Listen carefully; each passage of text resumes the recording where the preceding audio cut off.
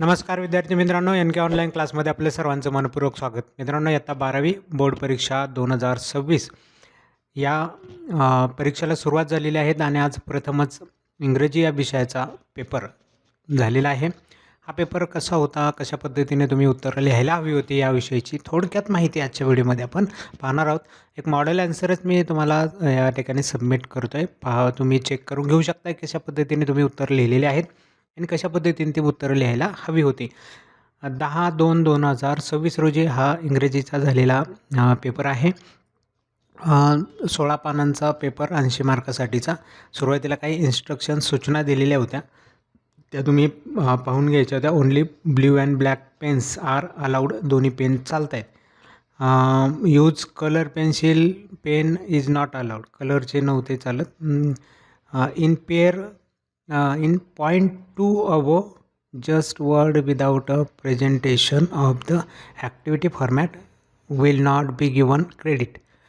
Use of colour pencil, त्याने काही फरक पडणार नाही असं त्यांचं मत आहे. जाऊ दे, काय हरकत नाही. मल्टिपल ॲन्सर सबमिट, ते तर तुम्ही वाचून घेतलेलीच असेल, त्याच्यावर आपण फोकस नाही करत. पुढे जाऊयात. सेक्शन पहिला, ज्यामध्ये उतारा दिलेला होता. या उतार्याच्या आधारावरती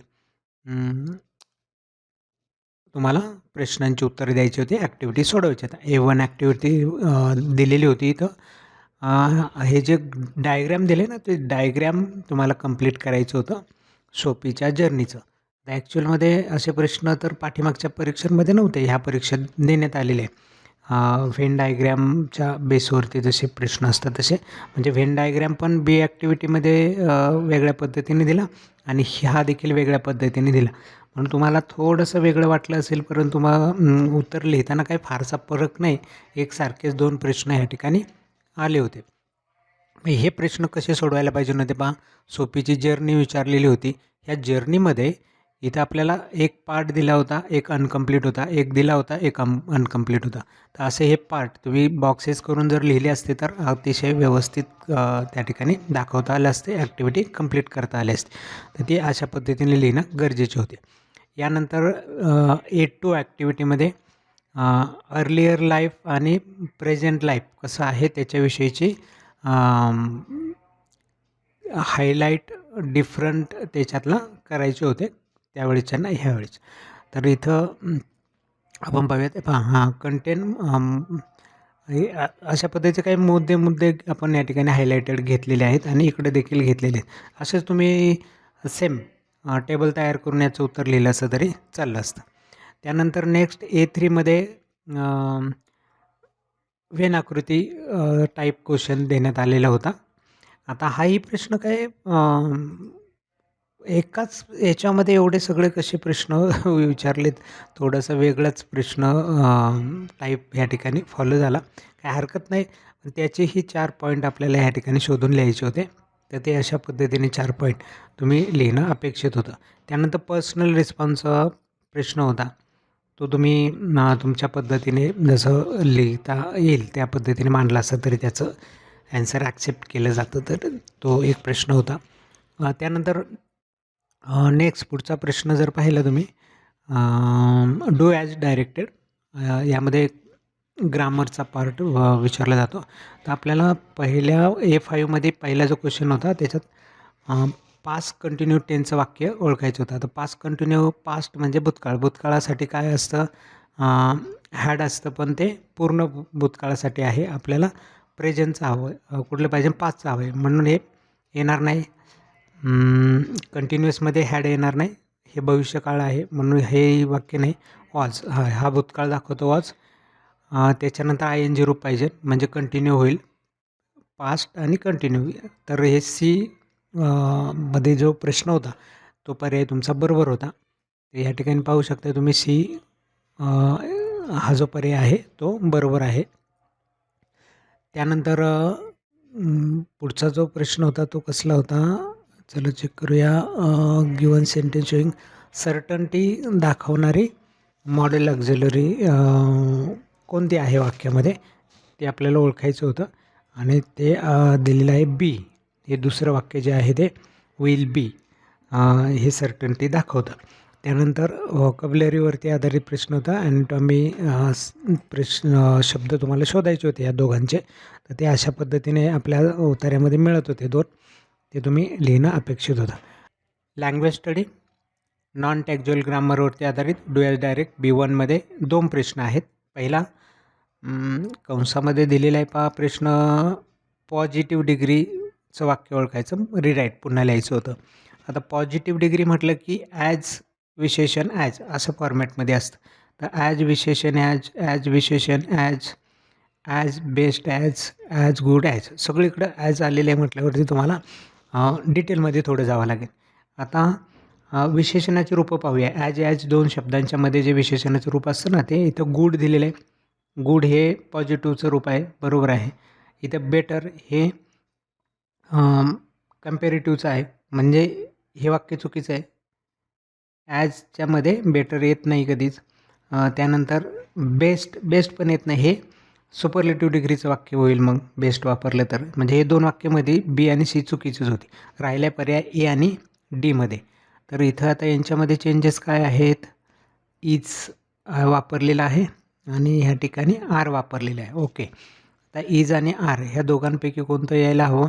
तर हे व्हेरी फ्यू फुटबॉल प्लेयर्स अनेक आहेत ना, very few football players in the college are as good as Jitesh. So D हे या ठिकाणी पर्याय बरोबर असणार आहे. डी पर्याय बरोबर असणार आहे. ओके, डी पर्याय बरोबर दिलेला आहे. त्यानंतर नेक्स्ट पुढचा जर तुम्ही पाहिला तर नो सोनरचं वाक्य होतं. नो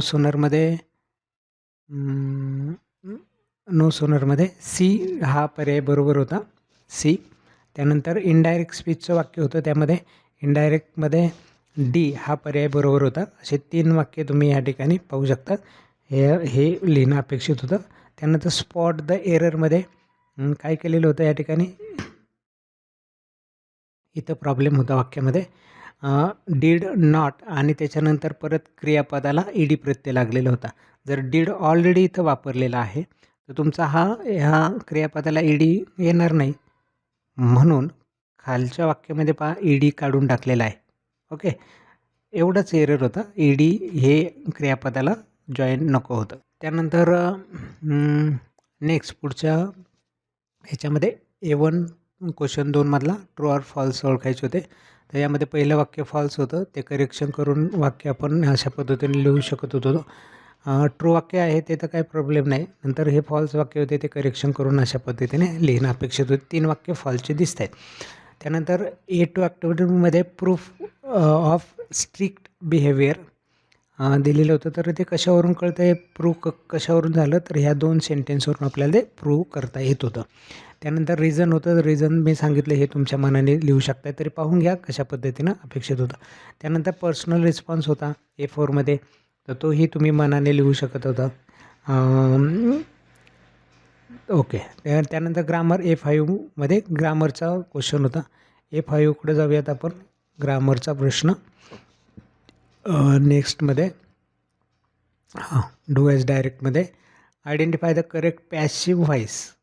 पॅसिव्ह व्हॉईस ओळखायचं होतं. तर पॅसिव्ह व्हॉईस ओके, बाय नंतर द चिल्ड्रन ओके हो. त्यानंतर बुक्स डज नॉट गेट, हां हे वाक्य येणार नाही. इज नॉट गॉट हे पण वाक्य येत नाही आहे.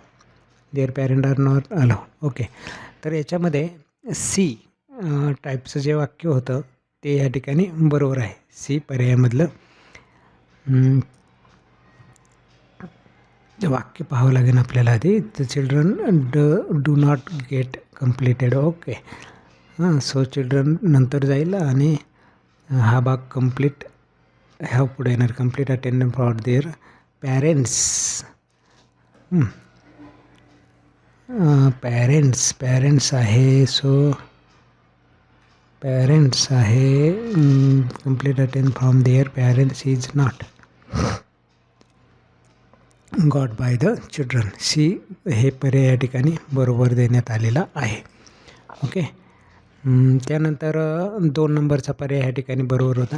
त्यानंतर सेनॉन्सेस शब्दांचे विचारलेले होते, ते ह्या पद्धतीने तुम्ही लिहिणं अपेक्षित होतं. त्यानंतर पहा क्वेश्चन 2 मधला बी समरी रायटिंग. तर याला काय टायटल देऊ शकत होता तुम्ही समरीला? Types of families and parenting. आणि मग त्याच्या संदर्भात जे मुद्दे दिले होते त्या मुद्द्यांच्या आधारे तुम्ही वाक्य या ठिकाणी घेतली असती पॅरेग्राफमधून, तरी तुमचं समरी क्लिअर झाली असते. क्वेश्चन 2मध्ये माइंड मॅपिंग होता. कॉम्पिटिटिव्ह एक्झामच्या संदर्भामध्ये पहा काय विचारलं होते समरी. ओके, हे तर दिलेलंच होतं. आणि ऑलरेडी इथं टाईप ऑफ फॅमिलीज हे तुम्ही असंही टायटल देऊ शकला असतं त्याला.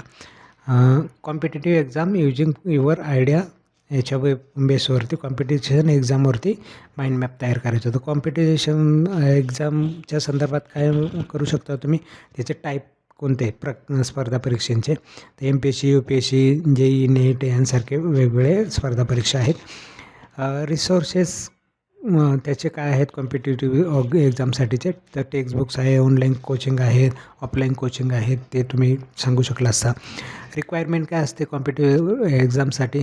डिसिप्लिन लागतं, टाईम मॅनेजमेंट करावं लागतं, तर अशा गोष्टी तुम्ही इथं इन्क्लूड करू शकला असता. स्टॅबिलिटी लागते तुमच्यामध्ये. त्यानंतर आउटकम त्याच्यातून काय मिळतात? तर स्टेबल करिअर मिळतं, पब्लिक सर्व्हिस करता येते, लोकांची सर्व्हिस करता येते. अशा पद्धतीने फार साधा प्रश्न माइंड मॅपिंगचाही होता. त्यानंतर पोएट्री, त्याच्यावरती थीम जस्टिफाय करायला सांगितली होती, तर ती अशा पद्धतीने करता आली असती. त्यानंतर problem face by the father, कोणकोणते प्रॉब्लेम फादरने फेस केले, फूडच्या संदर्भात काय केले, बाकीचे चिल्ड्रनच्या संदर्भात काय केले, असे वेगळे टाईप घेऊन तुम्ही उत्तर लिहू शकला असता. पर्सनल रिस्पॉन्स होता, तो तुम्हाला लिहायचा होता. फिगर ऑफ स्पीच, कुठली लाईनमध्ये मॅन्स जी दिलेली होती त्याच्यात अलिट्रेशन हे त्या ठिकाणी फिगर ऑफ स्पीच आपल्याला दिसते. त्यानंतर कंपोज लाईन करायला सांगितलं, त्या फॅमिलीवरती आधारित कविता तुम्हाला कंप्लीट करायची होती. ॲप्रिशिएशन इंडियाज वेव्स या कवितेवरती आलेलं होतं. तर टायटल त्या कवितेचं काय? Indian waves. पोएट कोण आहेत? सरोजिनी नायडू आहे. थीम काय आहे त्याची? रायमिंग ए बी होतं. स्टाईल कशी होती? मेटाफर हे त्या ठिकाणी आलेलं होतं. तर अशा पद्धतीने तुम्हाला ते उत्तर लिहायचं होतं. त्यानंतर section 3 writing skill. Question 4 virtual message विचारलेला होता. डेट लिहायची होती, आजची टाकली अशी तरी चालली असे, टाईम तुमच्या मनाने टाकू शकत होता. कोणाला लिहायचा होता? रोहितसाठी मेसेज होता. काय मेसेज होता तो अशा पद्धतीने थोडक्यात लिहायचा होता. आणि कोण पाठवणार होतं? अविनाश पाठवणार होता. असा एक छोटासा मेसेज. इंटरव्ह्यूचा question, mister Patil national teacher award. तर याच्यासाठी प्रश्न पाहूयात आपण आधी. ओके, प्रश्नाकडं जाऊयात. Mr. Avinash has been invited to attend a birthday program on his son Rohit. He is at college and will be reach home by the evening. Avinash has to convey the same draft virtual message to write to his son. त्याचं मुलाला लिहायचं आहे, म्हणजे वडील लिहिणार आहेत त्यांच्या मुलाला.